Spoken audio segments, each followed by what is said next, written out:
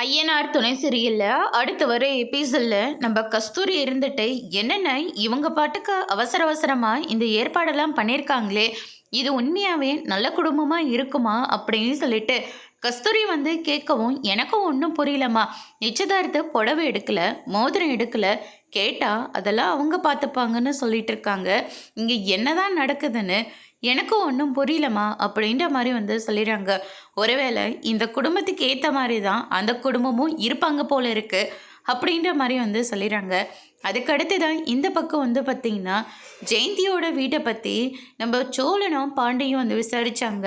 நிலா இருந்துட்டு போன காரியம் என்னாச்சு, அந்த வீட்டை பற்றியெல்லாம் விசாரிச்சிங்களா, பொண்ணு எப்படின்னு விசாரிச்சிங்களான்னு சொல்லிட்டு கேட்கவும் நம்ம சோழன் இருந்துட்டு அந்த வீட்டை பற்றி யாருமே நல்ல விதமாகவே சொல்லலைங்க, எல்லாரும் தப்பாக தான் சொல்லிட்டு இருக்காங்க. ஜெயந்தி ரொம்பவே வாயாடி எதுக்கு எடுத்தாலையும் சண்டை போட்டுக்கிட்டே இருக்காங்க.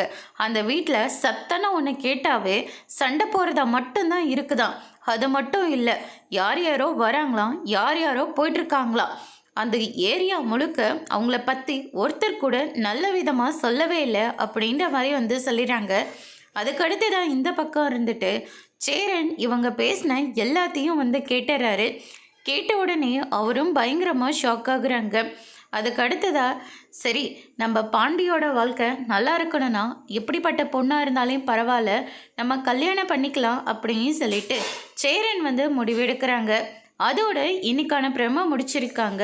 இனி ஜெயந்தியை பற்றின விஷயம் வெளியில் வந்தால் அடுத்தடுத்து என்னெல்லாம் நடக்க போகுதுன்றதை வெயிட் பண்ணி பார்க்கலாம். தேங்க்யூ.